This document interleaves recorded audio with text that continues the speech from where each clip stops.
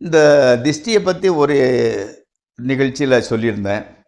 அதில் முக்கியமான திஷ்டி வந்து எப்படின்னு கேட்டிங்கன்னா, மோகினி கோளாறுன்னு சொல்லுவாங்க.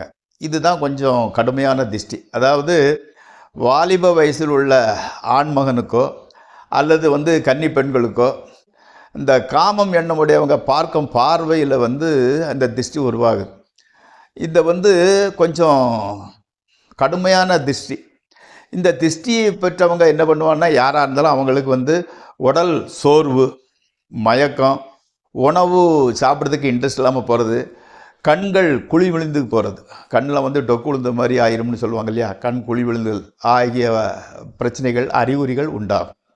இதைத்தான் வந்து மோகினி கோளாறுன்னு சொல்லுவாங்க.